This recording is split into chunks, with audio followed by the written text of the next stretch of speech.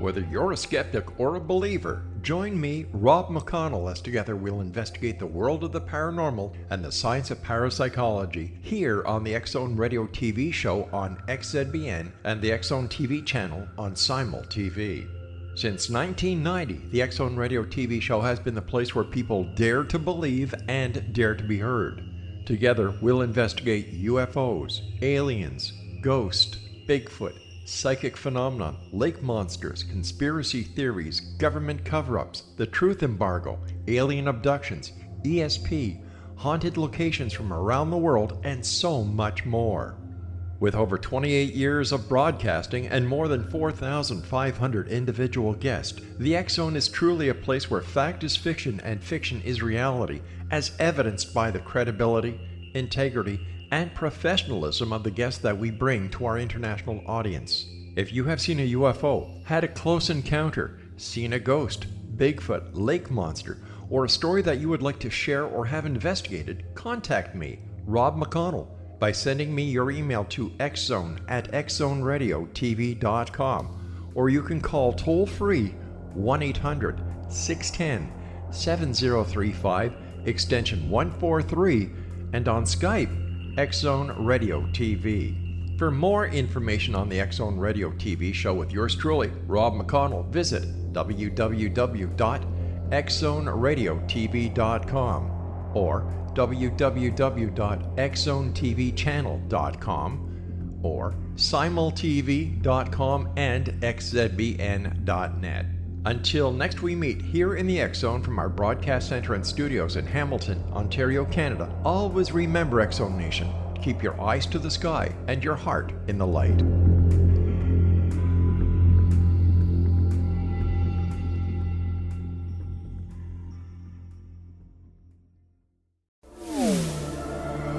The X-Zone Radio Show with Rob McConnell is largely an opinion talk show. All opinions, comments, or statements of fact expressed by Rob McConnell's guests are strictly their own and are not to be construed as those of the X-Zone Radio Show or endorsed in any manner by Rob McConnell, Relmar McConnell Media Company, the X-Zone Broadcast Network, its affiliated networks, stations, employees, or advertisers.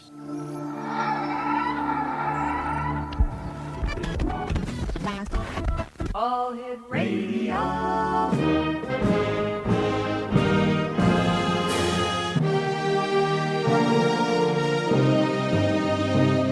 Welcome to the X-Zone, a place where fact is fiction and fiction is reality. Now, here's your host, Rob McConnell. And it's another day here in the X-Zone. I am Rob McConnell. We're coming to you from our broadcast center and studios in Hamilton, Ontario, Canada. If you'd like to find out about the programming we have available for you, 7/24/365 on the X-Zone Broadcast Network, visit www.xzbn.net. And for the X-Zone TV channel, which is channel 21 on Simul TV, simultv.com. My guest this hour, X-Zone Nation, is David D. Emmons, who is living in the state of Illinois. And first of all, David, welcome to the X-Zone. Tell us about a little bit about yourself. Thank you very much, and glad to be here.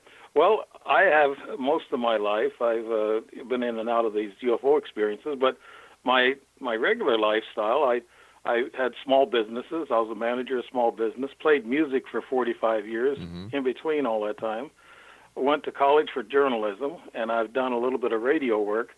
And just to say, you have a nice voice. Well, thank you, sir. You must be a journalist yourself. Yes, I am. That's great. Yeah, I've done some exploring on my own. I like to get into photography, so I went out west out of Utah, Nevada, and Arizona, where I ran into a few things out there in which I might be able to get into before the hour is up. But no, I'm the typical married guy. I'm retired now, and I love traveling. My wife and I is going to be doing some traveling, and that's part of my life: music, travel, and what else? Photography and UFOs. Since I become a UFO junkie when I was 14 years of age. Now, we also noticed in your bio that you were in the U.S. Army from 1960 to 1971, and the information you sent us was that top secret nuclear weapons training. Dropped that class because I did not like military intelligence interviews constantly. I was 19 years old, did not like that type of pressure. Volunteered to serve in Vietnam after that. I was a platoon sergeant in a combat leader role. At the end of my duty contract, I was offered an officer commission, declined, and left the Army. How does the Army fit into what you're doing, and when it comes to the UFOs and the anomalies that you've seen? Are you able to use your Army experience in helping you to better understand UFOs?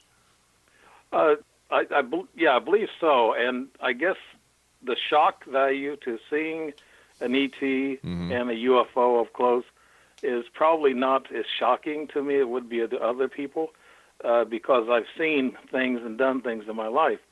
And that top secret thing, getting back to that, I was doing very well in a class. I just didn't like it because I heard we was going to go to Sandia, New Mexico, and be underground and work there, and I didn't want to do that. So that was part of it too. So I had to get the post chaplain to get me out of the class, and I guess I took all that time up to get the top secret, and I didn't use it. But it was, and when I went to Vietnam for my brother.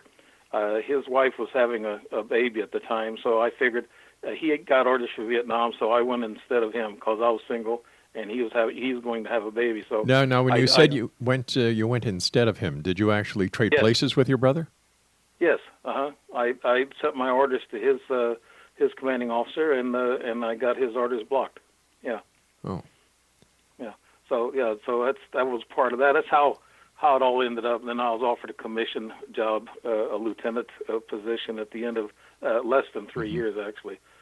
But no, it trained me to be vigilant. It trained me to be, I guess, strong in the face of fear. Right. And I always wanted to go out and meet these things, these ETs or the UFOs that I've seen. I've seen 5 of them up close. And I've seen, I guess, a bunch of them, like white orbs and things of that nature. I've seen a bunch of those.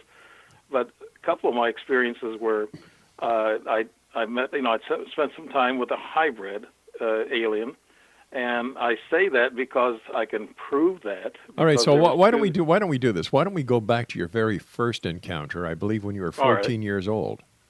Right. There's been several encounters. So, when I was 14, my best friend and I were sitting on the steps by his house, and we smelled something that smelled like sulfur. And later on, I knew it was ozone. So what we did, we went up on the road on the steps, and he got a flashlight out of his uncle's truck, and he flashed a flashlight at these lights that we were seeing coming through the neighborhood, and they were just above the treetops. And so we went up to this empty lot, and we stood there, and actually the UFO was right behind my backyard.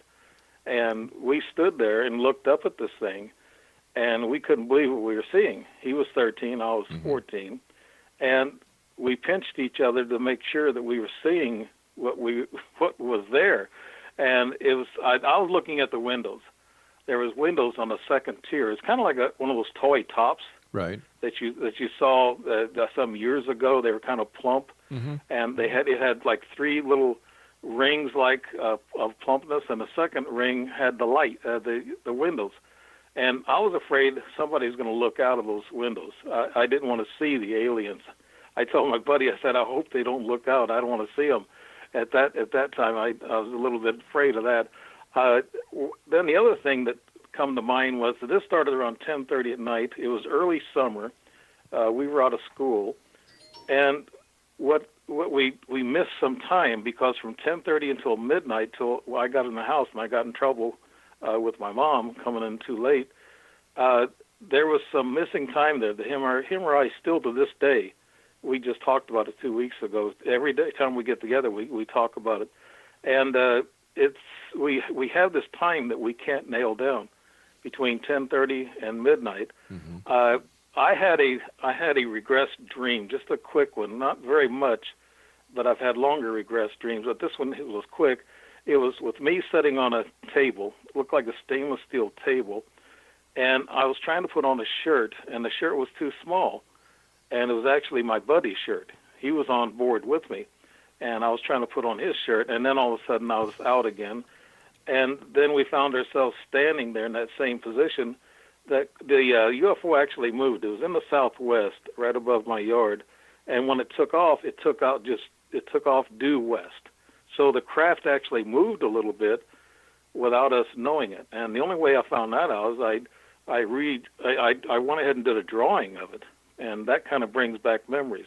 So when I did a drawing of it, I noticed that the craft moved from one spot to the next, from southwest to west before it just took right on off. And it was really, it just zoomed out. It didn't take off. It was gone. I mean, and then we stood there and looked at each other. Oh, wow, we got to go tell our folks. Well, I told my mom that, and she says, I told her, I saw a UFO, Mom. She goes, I'll UFO your butt, and I'll get in the house. So that was all of that.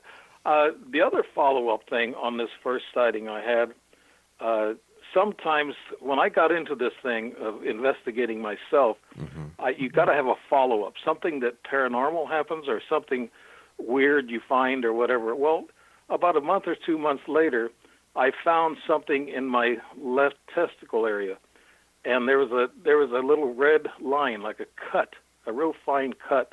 It was about 3/8 of an inch long, and I looked at that and I pushed this thing out, and it didn't hurt.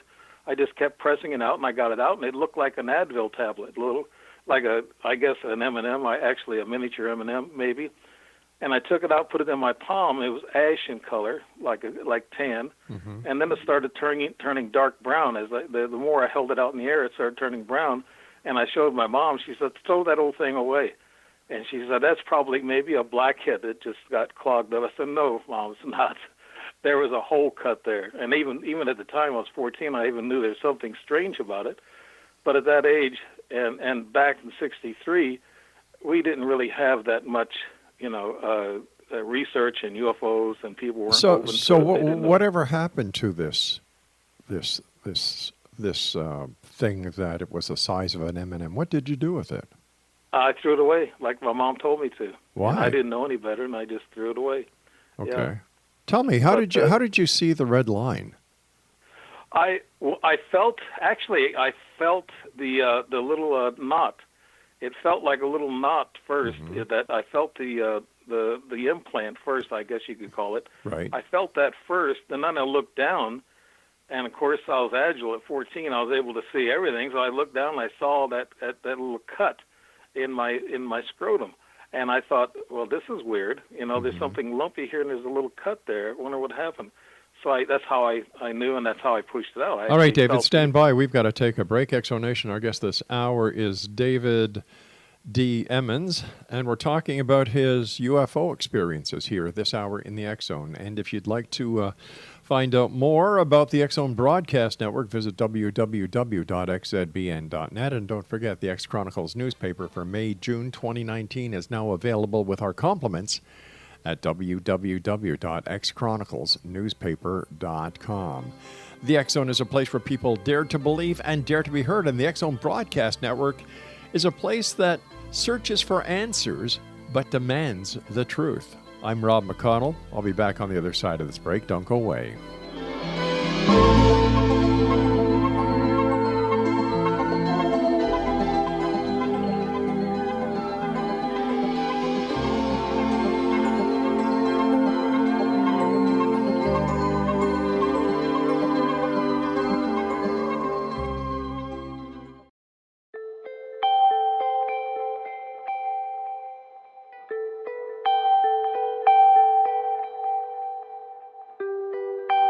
It's hard to listen to the news without realizing we're living in volatile, unprecedented times. Yet never has there been such an opportunity to transform the human condition. As old structures fail, where can we find the guidance to co-create a better way? Find Your Path Home is an ever-evolving, leading-edge information, education, and healing resource center designed to support and guide you on your path to unity and enlightenment. Based on sound principles employed by shaman worldwide, we provide techniques that can support you through the current transitions, offering online shamanic classes, international long-distance shamanic healing sessions, complimentary Mission Evolution radio episodes and Stairway to Heaven TV vignettes, seminars, retreats, and much more. All of this can be found on findyourpathhome.com. So I was watching the X Zone TV channel last night when I was abducted by aliens, and they kept repeating to me over and over again, simultv.com, simultv.com. What's simultv.com? That's what I asked them. They had it written on the side of their UFO. How do you spell that? UFO. No, I mean simultv.com. simultv.com. simultv.com. Right. simultv.com. Interesting that you were abducted by aliens in a simultv.com UFO last night. Oh, yeah? Yeah. Now that you mention it, I remember now last night I was awakened from a deep sleep. My great-grandmother was standing there. She said she'd come from the hereafter to tell me about simultv.com. She even spelled it out for me. simultv.com, sonny boy. simultv.com. simultv.com, sonny boy. Wow. Yeah. Guys, you'll never guess what my psychic guru just told me. simultv.com. Exactly. Are you guys psychic too? Of course. We all know about simultv.com. simultv.com.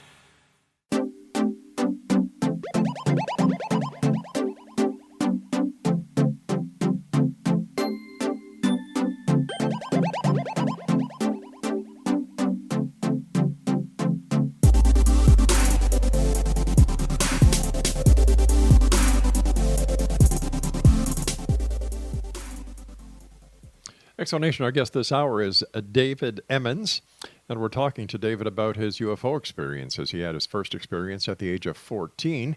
And David, tell us about the first small gray that you saw by your bedside going back to 1996. I think, Rob, that's the one that come to haunt me. I guess some years later, and I'll talk about that. But yeah, I was in the bed. It was about 1:30. And my daughter was coming into our master bedroom to go to the medicine cabinet. I thought that was her. And she crossed the mirror, and I hollered out her name, and she didn't answer. I hollered it out again, she didn't answer. And here walks around a little dark figure around my bedside. Well, I was on my elbow, and I was looking right in the face of this thing. And he's a little bit more uglier than the typical grays you see in the movies or in the pictures. He had some really real bad wrinkles, deep wrinkles, and his eyes were not covered with a black patch like you see most of them. Right. His eyes he had pupils, and he had whites around his eyes, and they were bigger eyes than ours, but I can tell that, he was a gray, kind of gray-green in the darkness. The room was dark, but he was a gray-green in color, and he stared right at me with those big eyes, and I felt fear for about 4 seconds, 5 seconds. I didn't know what to do, and all of a sudden I felt really calm, and I must have went out. And I woke up. I was looking at the time. It must have been, I guess, 30 minutes or 45 minutes later. I woke up. It was after 2. I asked my wife at the time. I said, "Did you hear or see anything?" She goes, "No, go back to sleep." And my eyes were twitching, and they were kind of had this nervous tick. I couldn't stop them from twitching. And I went in the bathroom, threw cold water in my face, and I thought, wow, what an experience that was. That was the first one I've seen up close like that. Mm-hmm. So that was an experience, but it didn't scare me. I was in control. Like I said, I try to always stay there in control and don't go crazy. I started asking questions. Did anybody else see this, or what happened this way? And I sat there and I thought to myself, what did I see? I was awake because I was trying to holler out at my daughter, and I said, well, I was awake, so this is the conscious, sighting that I had. So I thought to myself, this was real. So I kind of made a note of that and went on. I didn't see or feel it. I didn't feel any implants after that or anything. I might have had an implant, but I didn't know it. But some years later, I guess I can go into this hybrid story, Rob. You want me to go into that? Yeah, sure. Okay. Some years later, in 2010, this all fits together, believe me, after I'm done. In 2010, I was in Sedona, Arizona. I went out there just to take pictures and and travel around. I love doing that. I was by myself, single at the time, and I went to this gift shop there in Sedona. It was about 5:30, 6 o'clock in the evening, and they said there was a UFO spotted over there at Cathedral Rock. And I don't know if you know Sedona, the different rocks. This is Cathedral Rock. So I went over there, I pulled in, got my camera out, started filming, and then here comes a little white car right in behind me, really fast. And here steps out a Japanese young lady. I guess she looked like she was maybe 30-ish or something like that. And she walked right over to me, and she was smiling. And I asked her, I said, "Are you going hiking? Or are you waiting for another group?" She goes, "No." She kept looking at me, smiling. I thought this was weird, a young lady approaching an older gentleman. I'm a gentleman, I guess, but she approached me that way.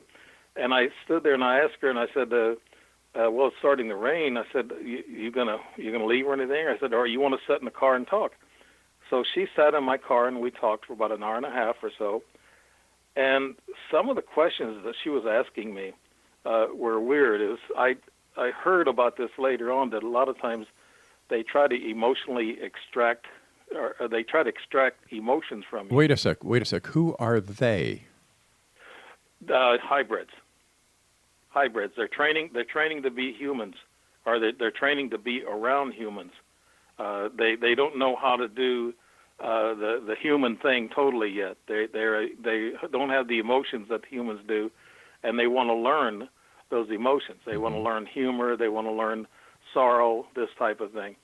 So she was extracting these emotions out of me, asking me questions that she said, "What would you do with a coworker who said this to you?" I said, "Well, I'd try to keep peace and not stir up any trouble and just leave them be." And then she started crying, a fake cry, and I put my hand on hers, and her hand was really hot. I mean, it was burning hot, and it was cool that night. And I told her, I said, "Are you okay?" I said, "You don't seem to be all right. You're burning up like a fever." She goes, No. Then a car pulled up beside me, and there was a young man in there with a headset on. He did not look at me one time, and I kept looking at him. I was watching him because that was the second time he pulled up beside us. He was about a car space over from us, so he kept a little distance. But this car and this guy kind of had me a little. If I wasn't kind of dumbed down by her, I didn't feel any fear. Because I would have probably taken some kind of action, thinking that maybe I was in a trap of some kind. So I didn't do anything. I had a license to carry a weapon, so I did have one in the car. So I looked at her and I said, "Do you know him?" And she looked at me and kind of funny and kind of weird. And then when I turned back around, she kind of shrunk down in the seat, and she looked like she got smaller. And I looked and I said, "What is going on?" Her eyes got bigger, and then I turned back around. She got back up again, like she was kind of deviating in her size, and it was kind of weird. I knew there was something strange about her. Questions that she asked, she could speak. She said 20 languages, and her nickname, she says, was Hiroko, or Hero. And I said, "Okay, how'd you get that name?" She goes, I said, "Are you an angel?" She goes, "No, I'm not an angel." And every time I mentioned UFOs, well, she would just look the other way. She wouldn't say nothing or respond. And I thought that was also strange. So that night ended. She went back to her motel. I guess she went to a motel, and I went back to my lodge. And the next day I saw her, and we met for breakfast. And said she was from Tokyo, Japan. But when she got in this restaurant, there's about 20 people standing in there. There's little things I guess you look for when you're investigating things. And she said, "All these people." And I thought if she was from Tokyo, there's millions of people crammed into that city. And there was only about 20 people in this restaurant, and she said, "All these people." So it kind of looked like a little giveaway. Well, she took off that afternoon, said she had to go to down to Phoenix and then to L.A. or whatever. And she told me that she spent time at White Sands Missile Base. I said, "Why would a single woman go to White Sands Missile Base?" She said, "I wanted to see the sand." And then she told me, she said, "We were supposed to meet." I said, "What do you mean we were supposed to meet?" And then she said she didn't say nothing. And then she said it the next day, that we were supposed to meet and that she had to have a baby. And I said, why a baby? And I didn't get it. Okay, to move the story 6 months ahead, March of 2011. Whoa! Hold on here. Did you have sex? Did you have sex with her? No, Okay. I didn't. This was more of a father-daughter thing, Rob. It wasn't anything romantic, and I knew that. Well, she didn't want it that way, and I took it that way, and I just played the father role to her. All right. Yeah. So, 6 months later, I'm glad you caught me on that. I don't explain that sometimes, but 6 months later, she showed up at my house in Godfrey, Illinois. Now, did you give her your address? No, I didn't. We had email address we exchanged. Okay, so it's very easy to find somebody's residence address from their email. So let's go on with this. Okay. Okay, right. Well, she was. There was three of them. There was two young fellows, Japanese guys, and there was her. Had to be her. She didn't show her face. She stayed about 150 feet down the road from me, and she had her back turned where I couldn't see her face. The two young guys come up on the porch. I had a witness with me. My cousin was sitting with me on the front porch, and we were smoking cigars. It was a really nice day. It was St. Patrick's Day. These two young guys come up to my driveway, and they stood there. They're about 10 feet away from us, and they only asked one question, and it says, "Where's the new Walmart at?" And I told them, and then after that, I wanted to ask them if that was Hiroko, down the road. I was dumbed down. I didn't say nothing. My cousin, who's usually loaded for bear when he meets people, I mean, he's just talkative, and sometimes he gets a little like a smart aleck sometimes. So he was dumbed down completely. And I was sitting there, and I don't know what happened after that. I really don't. What happened, we noticed them. I noticed them when they walked to the front of the road where I was at, my road across the front of my house. But he didn't notice them until they was almost to the highway. And I said, yeah, they got together and they walked together up to a stop sign. And then we looked again, and they were gone, just disappeared. We looked up and down the road, and they were just gone. So that's the weird part about this whole thing. All right, stand by. We've got to take our news break at the bottom of the hour. And Exonation, when we return from the news break, we'll be back talking to our guest this hour, David D. Emmons, talking about his UFO experiences, his experience with hybrids, and much more. This is the X Zone. I am Rob McConnell. We're coming to you from our broadcast center and studios in Hamilton, Ontario, Canada. We'll be back right after this break. Don't go away.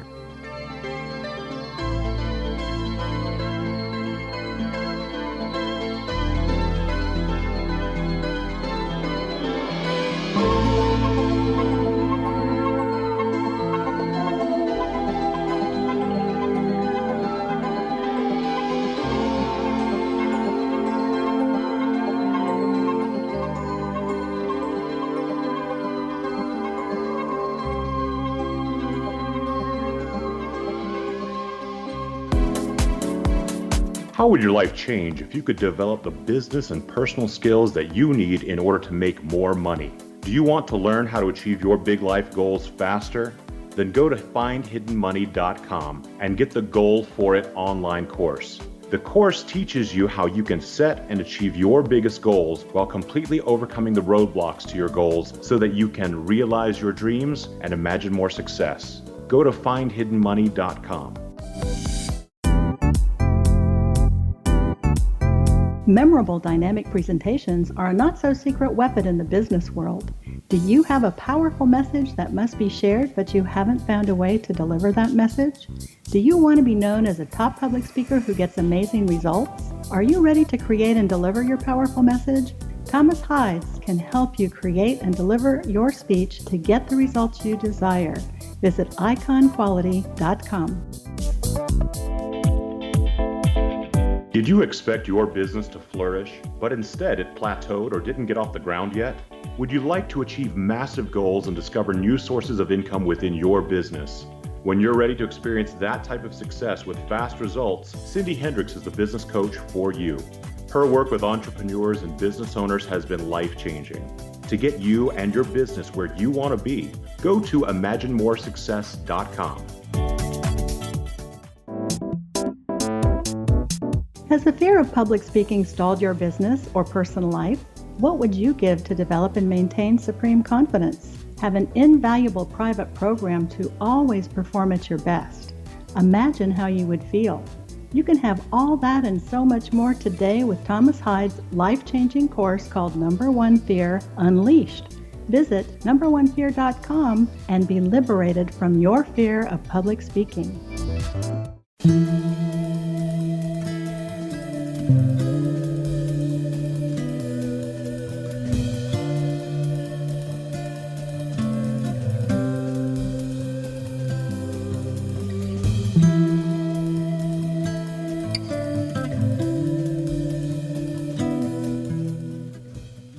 Exonation, David Emmons is our special guest this hour. And David, with reference to this last story you told us about the two Japanese or two young gentlemen who appeared to be Japanese who came to your front door asking you directions to Walmart, how can we be for certain that this had anything to do with an encounter with hybrids? Well, I was told, I've got some pictures of this young lady, and I was told by several people, and I just contacted some experts, some PhDs, and these guys have had some hybrid experience, and they were telling me that this sounded and seemed like a hybrid situation, where the kids from you, to follow up again, to make this connection here with the hybrid, like you asked the question, how do I know? I was in this room at the lodge, and I had a regressed dream. This regressed dream, it must have been apparently the same night that I met this Japanese All right, lady. hold on. When you say you had a regressed dream, what is a regressed dream? A regressed dream is a very vivid, lucid dream that you don't forget. And actually, in some of the dreams, you can actually communicate with the other party or the entity in the dream. Okay. And it's so real that you don't forget any of it. When you wake up in the morning from a normal dream, by 9, 10 o'clock in the morning, you forget most of it. You say, oh, I dreamed something really nice last night, and I forgot what it was. But these dreams, when you dream a regressed lucid dream, they stick in your head. And they come out of nowhere where you have no idea. You can't make this stuff up. That's what your comments are when you have these regressed dreams. They're detailed in a manner that you can't make them up. Well, isn't a dream a part of the human psyche's thought processing, where we do a lot of our purging of non-essential material that we've gathered over the day? But also, can't dreams be manifested through emotional events during the day prior? So how do we know that? So how do we know that this dream was anything else but a dream? Okay, you're talking about having a dream that's got a seed planted. There's a seed, like you see a movie during the day. Yes. And that night you have a dream of something like that movie or whatever. That's a seed that's planted. With this dream, or any of the dreams that I've had regressed, I've had several other regressed dreams. These dreams are very real, and Dr. David Jacobs and others in the field of ufology, they study this, and they said that sometimes you'll get bits and pieces of these events that'll come back to your memory. Okay, so let me only get. All right, you mentioned Dr. David Jacobs. Did you actually talk to Dr. Jacobs? Yes, one time at a convention, yes. And he told me that I told him about my abduction experience, and he says, 50% of the people that are abducted, they don't really know it. He says sometimes they'll have dreams. They don't know where they come from. Just like I was saying, they say the dreams come out a little bit at a time, and they're regressed, but a lot of them are suppressed in the memory. And these entities have ways of doing that, of erasing your memory. Just like they did in that room, I kicked away a little hose that was going to my groin area, and I kicked it away. It was light tan in color, brown hose. I kicked it away, and then all of a sudden I was out. Somebody there was taking extraction of, I guess, of semen, whatever. And they walked me back and forth in a room, and they had this bright light. It was about 6 inches long. It looked like a fluorescent tube. They were running it up and down my face and in my eyes where it hurt. And in the dream, I felt that pain in the eyes. I felt that burning sensation of the light in this dream. That's why I say you can feel a regressed dream or a lucid dream. And I felt this light, and what they were doing, they were erasing my memory of that night. And I saw a silhouette of somebody sitting at the small table that was in the room, and somebody was walking me back and forth. When they were doing this light thing in my eyes and face, I felt that kind of strange, and I thought to myself, I've never seen anything like that. I don't know anything about that. You see what I'm saying, Rob? That I don't have any seeds planted, and I'm trying to figure out where all these details come from. They have to come from somewhere that's probably implanted in my mind, and they come out through a dream. Okay, let me ask you this very basic question. Why you? That's what I ask myself. Why me? My family, my mom has had occurrences herself. When they were younger, they saw a UFO in the back of their yard. This was back in the early 50s or whatever, the late 40s. And they saw the flying saucer in the back of their yard.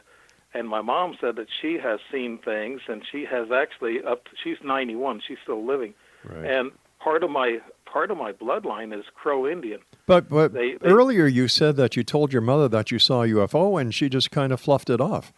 So wait a sec, if your mother had seen a UFO, wouldn't she have been more interested in what you saw?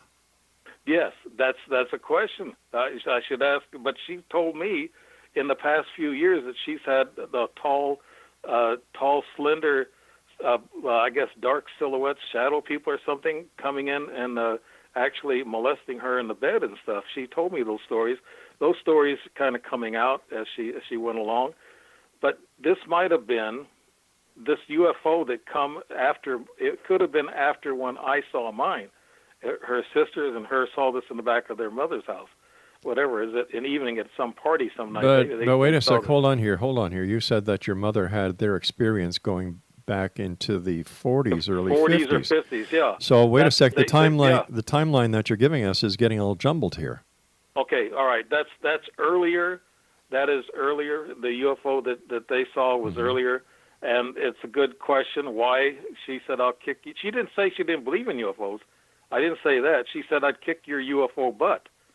She didn't say she believed in them or didn't believe in them. But if my son or my daughter or any of my grandchildren came to me and said I saw something, I'd be very inquisitive. Right. But it was late. She said, you get your UFO butt in the house. But, yeah, she did not think of it that way. So I guess she thought that you were just wanting to make an excuse why you were coming into the house so late. That's it. She thought I was in trouble, and she knew I thought I was in trouble, so I just had to make up some excuse. But she had experiences throughout her life, and how do you know? A couple of my brothers have too. So how do you know your mother had all these experiences? She told me.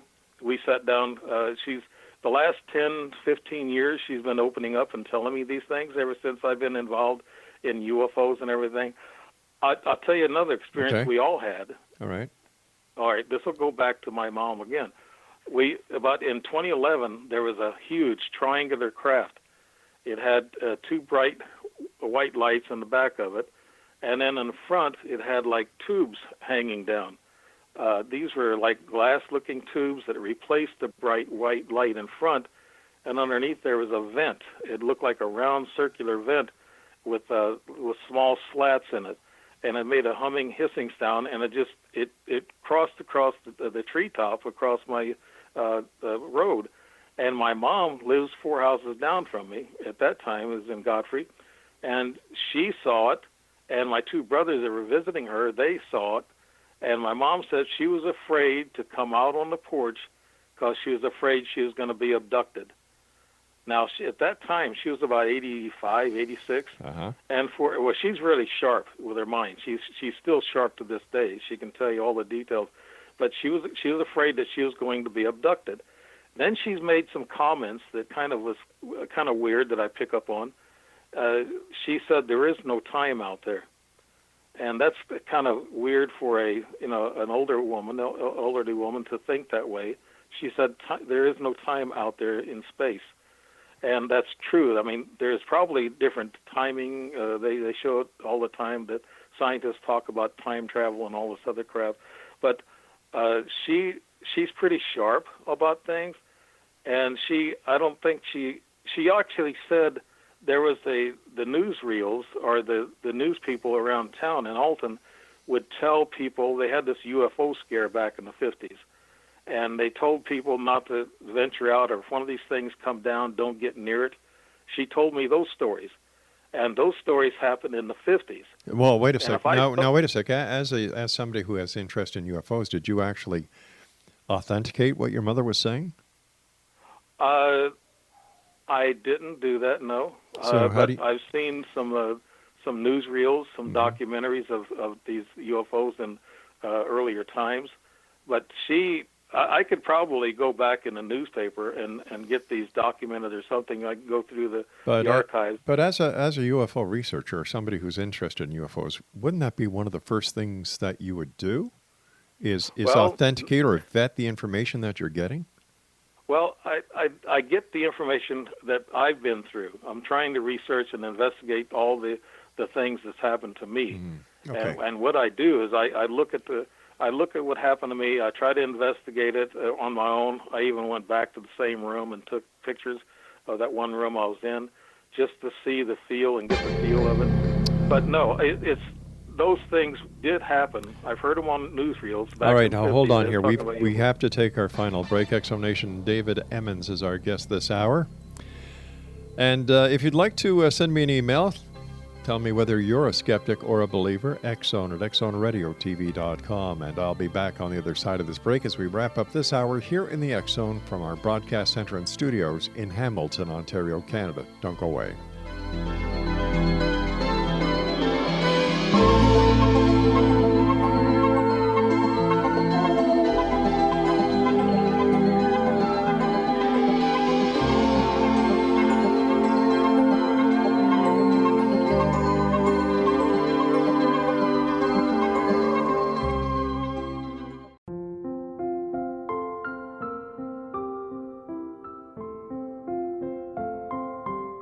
I am Dr. Carl O'Helvey, founder, president of a new cancer foundation focusing on evidence-based physical, mental, and spiritual interventions, including natural cancer cures, prayer, meditation, affirmations, nutrition, and other related holistic cancer prevention and cure modalities. These are used in cancer education, research, and financing care. I ask for your help to continue this important work by donating at www.holisticcancerfoundation.com.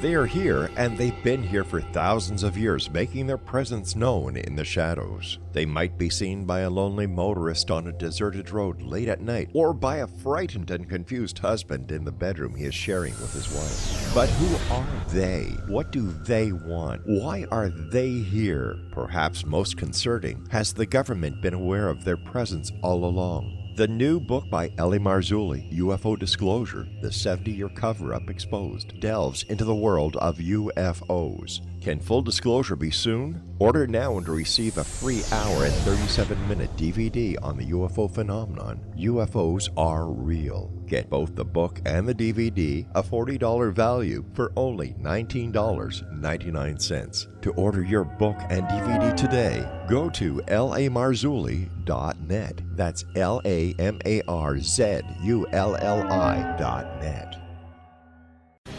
Christopher Fulton is a survivor of the national security state. All he wanted to do was preserve history when he acquired a Cartier watch from the estate of President Kennedy's personal secretary. But that simple act set off a terrible chain reaction. He was pursued by the U.S. Justice Department and the FBI, thrust into the middle of the U.S. government's Assassination Records Review Board, even monitored and pursued by the Russian government. All because that Cartier watch was the missing link of evidence, a timepiece worn by JFK that fateful day in Dallas, a link resulting in Christopher being incarcerated and attacked for 9 years because he opened a hidden chapter in history.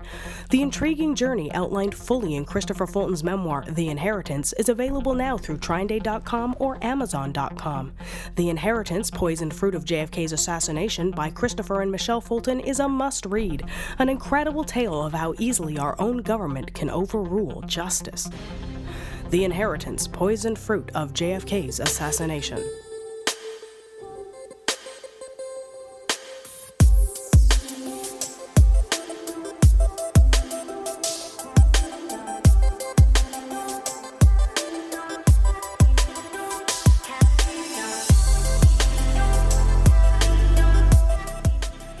Welcome back, everyone. David Emmons is our guest this hour. And David, you started your first UFO encounter, I understand, going back to the age of 14.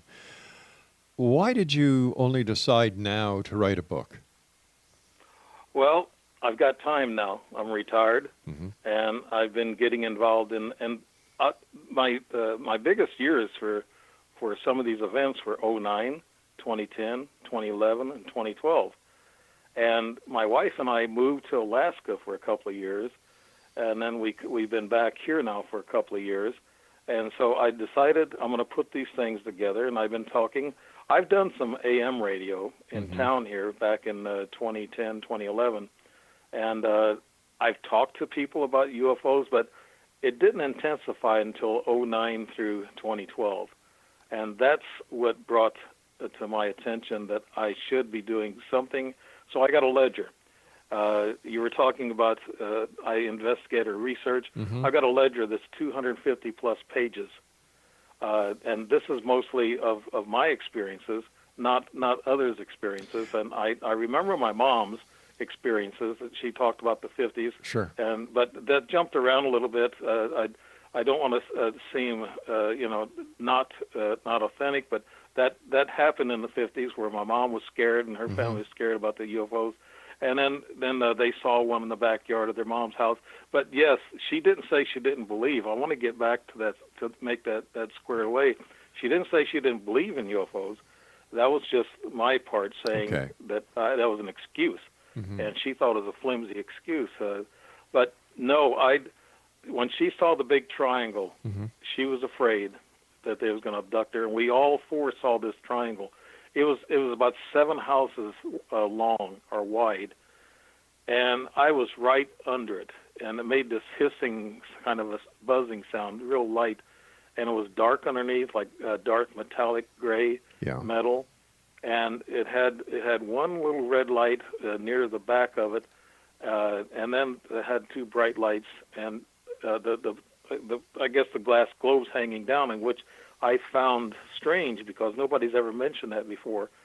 And I saw those 2 glass globes hanging down, and my brothers, they said they saw it. They thought it was over the... I was just going to ask you, after having this experience with you and your family, the 4 of you seeing this, were there any reports of this sighting that were made by anyone to any media in your area? No, I called the sheriff's department twice. I called them that night, and I called them the next day to see if anybody else spotted this huge craft flying that low. And they said no, they haven't had any sightings of that kind. I guess you think I'm crazy. And this dispatcher said, no, we don't think you're crazy. Our officers have seen things too. All right. So, did any of the neighbors see this craft as well? No, actually, the gal next door, her and her husband, they didn't see that craft that night. But a month later, she saw it on the country road about 3 or 4 miles from our location. She saw a large triangle craft. She didn't tell me for 2 months because she was afraid of telling me. I said, why? She said, well, in our backyard, in which I was right next to them. I lived right in between, I guess, 2 neighbors, you'd say, and they lived on my west side. and they said they heard a hissing and buzzing sound in their backyard, and they said they saw lights and they felt vibrations, but they were too afraid to look out the window. They actually crawled under their beds. She told me this. I said, "Why'd you do that? You should have looked outside." Then my neighbor next to me on the east side of me, he told me he got up one morning about 1:30, and he looked out his bathroom window. He saw a cone-shaped light in my backyard. And he said he stood there and looked at it for a little while, and he said he couldn't believe what that was. And then he told me, I guess a few days later, that he saw that cone-shaped light in my backyard. Then my brother-in-law and sister and my mom saw a man in black standing in the right behind my yard with the wind blowing and a storm coming up. I didn't see this. They saw it. My brother-in-law is very skeptic, but he admitted to me, he said, "Yeah, I saw it. A tall guy with a long black coat and a black hat standing right out in the field right behind my house." And I thought, wow. And my mom said, "Yes, I saw it too." And so they have seen things around my house to actually, fortify some of the things that I say and do. And I had a friend that stayed in my house after a convention in Eureka Springs, and he stayed in the spare bedroom, and he didn't tell me till 2 months later because he was afraid he was going to scare me. He said he felt something brush up against his legs and his feet. He said it was solid. He said he got up and looked. He said he couldn't see nothing. And he was a ghost hunter. He did that for years, but he said that was no ghost. So an Oxford professor says that aliens can be invisible. Uh-huh. And that's probably where the poltergeist thing, maybe the ghost thing is coming from. Which Oxford professor? I can't name him. I forgot his name. Oh, I see. It was real quick. I got the story. It was on on an internet, I guess, site, and he was an Asian guy, and he was. I know that. I saw the picture of him, and he said that aliens are invisible, and of course, a lot of his academic friends are frowning on that. So I guess the story didn't get out too much. He had too much pressure on him, but. I believe that too. I believe that they're invisible because we got time for this one abduction that was very kind of terrifying even for me that I've been through. But it was one afternoon. It was 1:30 in the afternoon, and the sun was out, and my bedroom door was open. I went in and stretched my back because I got a bad back. And I stretched it, and I was laying there looking up out the door with on my elbow, and I turned around, and then all of a sudden I heard this really loud static shock. It made all kinds of noises next to my bed.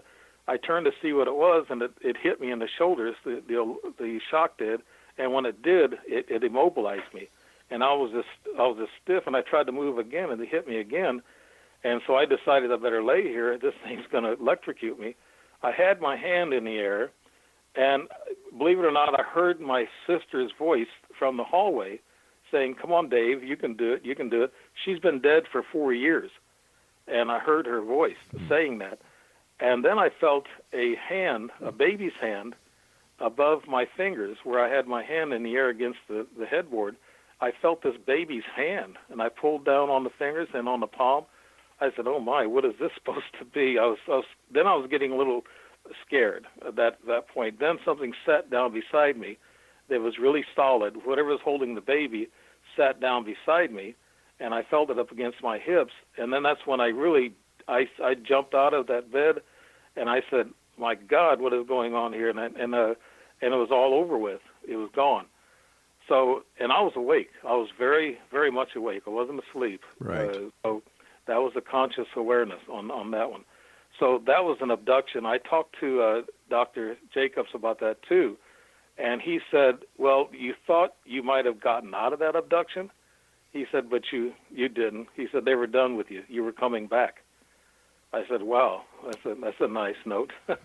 So I thought maybe I was getting out of it, but besides David Jacobson, do you have any medical collaborating evidence to any of the sightings or any of the abductions that you've had? I've got a implant that I got in a little bag that I kept it, and I dug it out of my left calf, and there was a little red hole there, and it itched, and I scratched it with my finger, and up pops a little blood, and I took a napkin and I dabbed it, and I pulled out this dark, looked like a piece of charcoal-like, and I put it in a bag right away because I figured it was an implant of some kind, and that happened after the 2011 meeting with the hybrid. Yeah, no. I mean, have you gone to a bona fide medical doctor or hospital or clinic after you've been abducted to see if there's any trace evidence that could support the claims that you're making? Yeah, I wouldn't know, Rob. I wouldn't know who to go around here. They just look at you and say you're crazy. So basically, what you're telling me is you have no proof. There's no real proof on I have proof with the sightings that I've had and the hybrid coming to my house that day with my cousin. I've got witnesses on half of my stuff, but the other half, like the abduction, no, I don't have any witnesses. I don't have any proof on that. It's just something that fits in the scope of things for me. I know. I'll take a polygraph test on that for a fact. I know that these things are real. You see, the worst part about a polygraph test is that if the person who is being tested really believes that something had happened, they pass the polygraph test. Polygraph tests are not foolproof. That's why they're not accepted in court. That's what Travis Walton and them had polygraphs, and I guess the media accepted that. Well, that's the media. Listen, I hate to do this, but you and I have to say so long for today. The gentleman certainly has a lot of stories to tell, but as we've also seen, when it comes to evidence, zip, zowie, none. And something I find very strange is that when I asked him, the reason I asked him to tell me about himself, I wanted to see what he would omit from the bio that he sent us. And he forgot to mention something that I would say is very important, that he claims that from 1968 to 1971, he was a top secret nuclear weapons trainee. But he didn't. I brought it up. We'll be back on the other side of this break as we continue here in the X-Zone from our broadcast center and studios in Hamilton, Ontario, Canada. Oh, well, X-Zone Nation, in my opinion, another one bit the dust. Don't go away.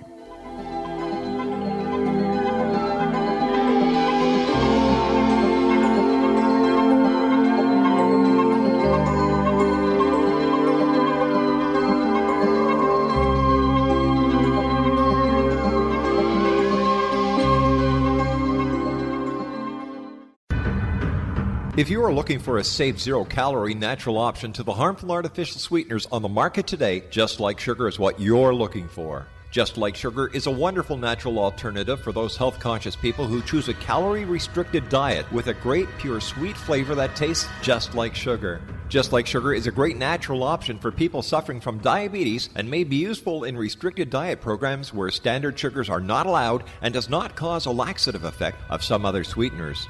Just Like Sugar comprises a perfect blend of chicory root fiber, natural calcium, natural vitamin C, and Just Like Sugar's sweetness comes from the natural flavors from the peel of the orange. Just Like Sugar is a natural alternative to harmful artificial sweeteners and will change the way that you believe all natural sweetener products taste. Just Like Sugar is available at your local Whole Foods markets, Wild Oats markets, Henry's, Sun Harvest, and many other fine natural food stores in the U.S., Canada, and worldwide. They are here, and they've been here for thousands of years, making their presence known in the shadows. They might be seen by a lonely motorist on a deserted road late at night, or by a frightened and confused husband in the bedroom he is sharing with his wife. But who are they? What do they want? Why are they here? Perhaps most concerning, has the government been aware of their presence all along? The new book by Ellie Marzulli, UFO Disclosure, the 70-year cover-up exposed, delves into the world of UFOs. Can full disclosure be soon? Order now and receive a free hour and 37-minute DVD on the UFO phenomenon. UFOs are real. Get both the book and the DVD, a $40 value, for only $19.99. To order your book and DVD today, go to lamarzulli.net. That's LAMARZULLI.net. You have heard of the X-Zone? Now watch it on Simul TV. plus 500 video games, live TV channels, free video on demand, worldwide, and more. Does this sound like tomorrow's television? Well, it is, but you can have it today, right now. It is Simul TV.